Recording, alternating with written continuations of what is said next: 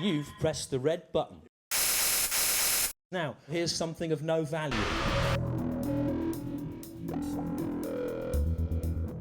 So, Stewart, this show was about books. How many books have you actually read? In length, I've probably read about 24 feet of books, I think.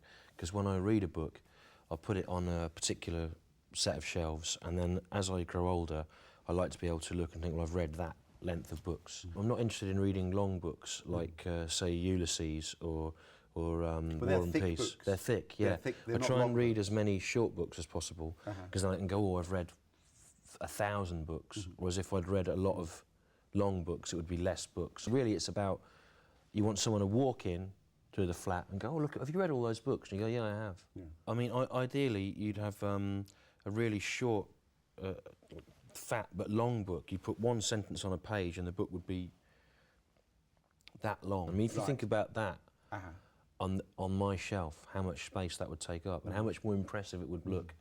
It would make the breadth of my reading look. So if there's one sentence per page and then maybe 1,000 pages. 1,000 pages, so and you have to turn it over. You'd have to, they could be this wide in the actual act of reading. Now, you have had a go at Chris Smiles, now, and indeed Russell Brand. What have they done to you, and what's Russell Brand done to you specifically, or to your granddaughter?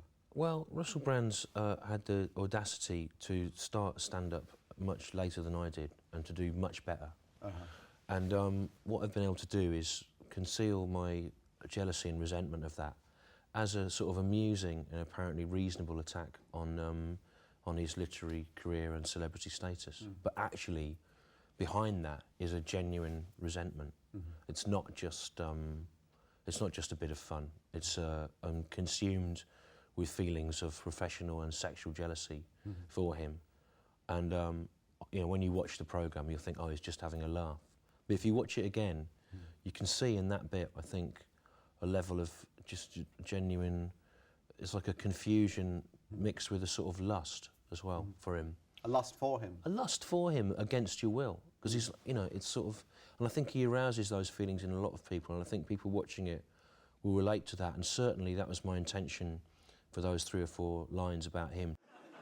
The world of books used to be a magical thing, didn't it, the world of books? But in 1439, when Johann Gutenberg invented the printing press, could he ever have foreseen the nightmare scenario where one day every single person in Britain would own their own copy of Russell Brand's My Bookie Wook? You can read Russell Brand's autobiography and dismiss it as rubbish if you like, or you can dismiss it as rubbish without reading it to save time, if you prefer. It's like a covert message to him. You know, when you're in the playground and you might run up and pinch the very girl that you fancied as a child to kind of get their attention. It's sort of like, it's sending out a message to him, going, what do you think of this? You know, and I'm interested to see what will come back. The 4 years that I've spent trying to get this done is built around trying to send out that one message to Russell Brand, like Cupid's dart it is sent towards his face. Okay, and are you planning over the next 10, 15, 20 years other projects, whether they're film, television, whatever, in which you will follow up? Yeah, I mean, what do you think, given your experience television, how quickly do you think we would hear whether there'd be a second series of this commissioned? Well, you should have heard by now. So in other words, I ought to be, I can't pin my hopes of communicating with him on covert messages concealed in a possible second series of this show. If you've not heard by now, no. So I should be moving into other areas of the arts. I think stage or something. Or dance. Dance. Now, you've spent a lot of time slagging people off who've written books, but you've written a book, haven't you? Got a copy here. Here it is. It's called The Perfect Fool. Yeah. Which I notice is doing less well than the book written by Chris Smiles. Oh, of course it is, yeah. Which makes Chris Smiles a better writer. In terms of sales, it does, you know.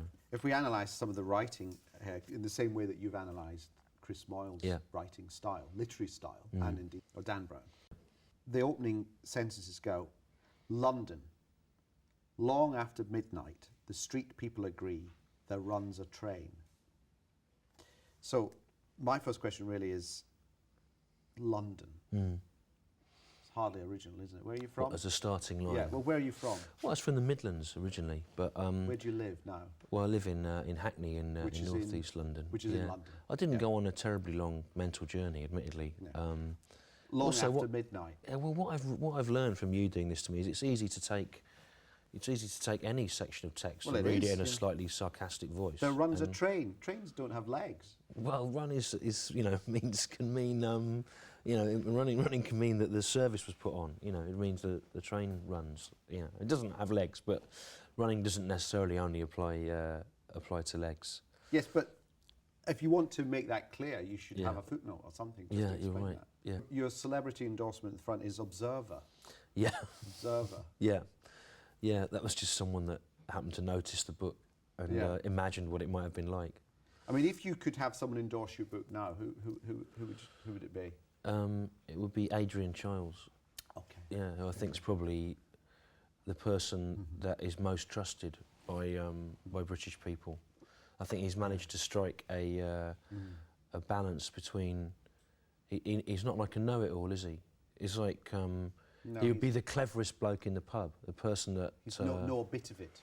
He's a know a bit of it. know a bit of it. Yeah, Yeah, I think I think that's what people. I don't think people like experts. I think they're suspicious of them now, and I think they want someone that looks like they might know. It's interesting that he's come along in the last year or so, just as I get to do some television, because I think he's sort of redefined what it means to be a television personality, and I think if there's all through the writing of the series and in the performing and in the kind of faces that I made, as I said the words, and in the kind of tones I tried to put into the saying of the words, I always was thinking of Adrian Charles at the back of my mind, that I should try and be, for comedy, what Adrian Charles is for whatever it is that he is of. Yes.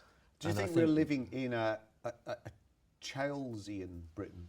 Well, I think it's post-Charlesian. It's already, post-Charlesian. and I think that he's the start of that. So we're in a post-Charlesian world. Yeah. Prior to that, what major figure had the most cultural impact? For me, I don't think there was anyone before Adrian Charles. Oh, fine. I think Okay, there was a void, and he's filled that void. Okay. And now that we have him, we wonder what we were doing before. For the previous 2,000 years of human civilization, there was a feeling something wasn't right, and it is right now. You insulted Dan Brown for being inarticulate, and yet we've got documentary evidence of you failing to mock him coherently.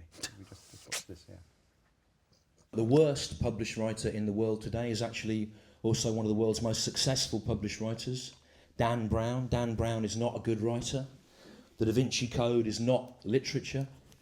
Dan Brown writes sentences like,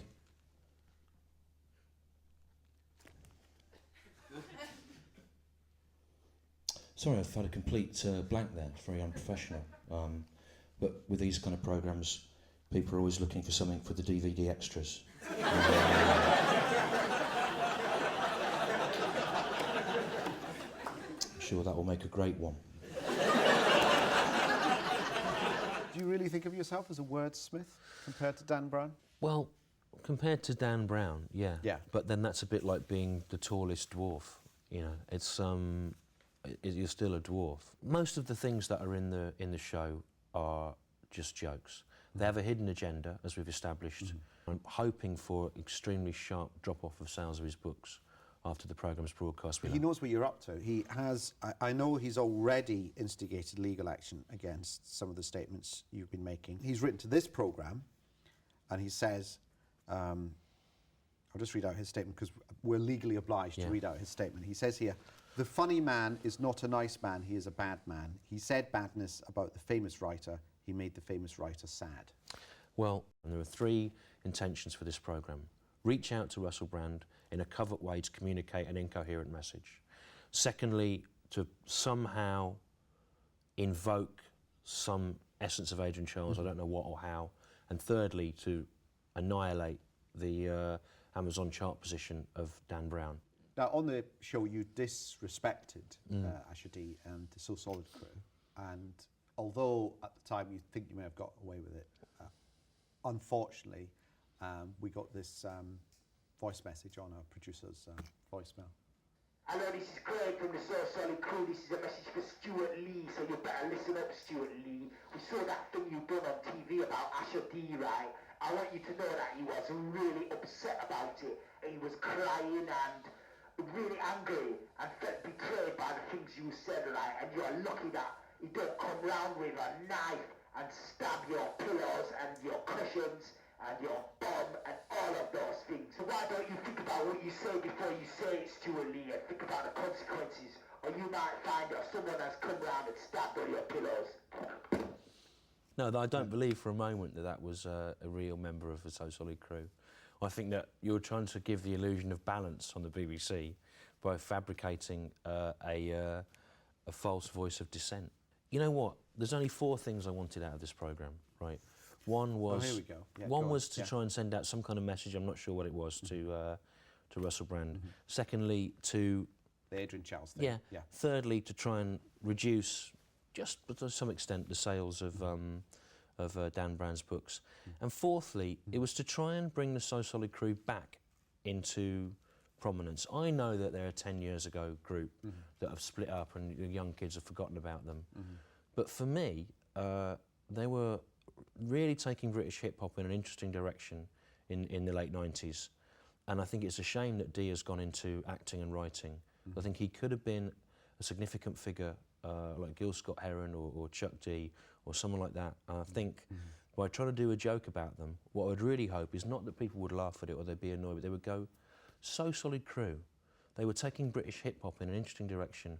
What happened to them? Let's have a whip round, see if we can't get them to come out again and drive around.